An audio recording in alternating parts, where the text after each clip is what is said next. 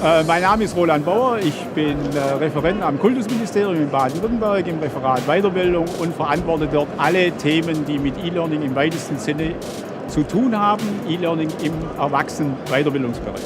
Wenn ich an Vitero denke, fallen mir vor allem zuerst ein Innovation, also innovativ, dann kommunikationsfördernd, kommunikativ und vor allem interaktiv.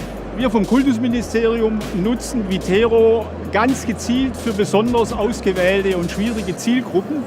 Ich nenne ein Beispiel, das sind Altersheime und Pflegeheime mit immobilen Leuten, denen wir zum Beispiel Kunstführungen aus Museen anbieten, die dann direkt in die Pflegeheime übertragen werden. Oder ein anderes Beispiel sind sogenannte nicht mehr beschulbare Jugendliche, die durch den intensiven Austausch in einem Virtual Classroom eine hohe Beziehung zu ihrer Lehrperson aufbauen, aber trotzdem aus der konventionellen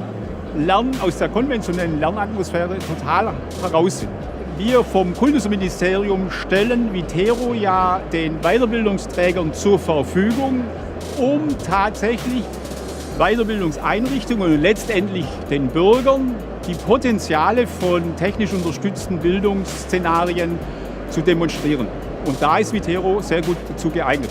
Virtual Classrooms sind eigentlich, wie ich meine, eine ideale Einstiegsmöglichkeit in den Bereich technisch unterstützter Lehr- und Lernszenarien, weil sie von allen technischen Tools sowohl die Lehrenden wie die Lernenden eigentlich am ehesten dort abholt, wo sie aufgrund ihrer Bildungsbiografie stehen. Das wichtigste Kriterium bei der Auswahl von Vitero war, dass durch die Oberfläche, also die grafische Oberfläche von Vitero, es auch Leuten, die nicht affin mit Virtual Classrooms sind, relativ leicht fällt, Kommunikationsprozesse zu führen und anzustoßen. Die Bedienbarkeit von Vitero ist eigentlich selbsterklärend und das ist auch ein ganz entscheidender Punkt, weil es ist nichts nervtötender für User, wie wenn ich jeder Unterrichtsstunde erstmal eine technische Einweisung, weil die kommen nicht, um eine technische Einweisung zu machen, sondern die wollen Inhalte vermittelt bekommen.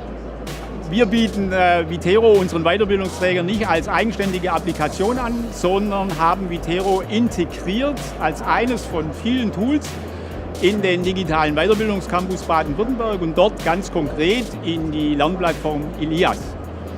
Das hat den großen Vorteil, dass ich alle asynchronen Tools, also zeitversetzten Tools einer Lernplattform direkt kombinieren kann mit einer synchronen Kommunikation, die normalerweise außer Chats in Lernplattformen nicht zur Verfügung steht.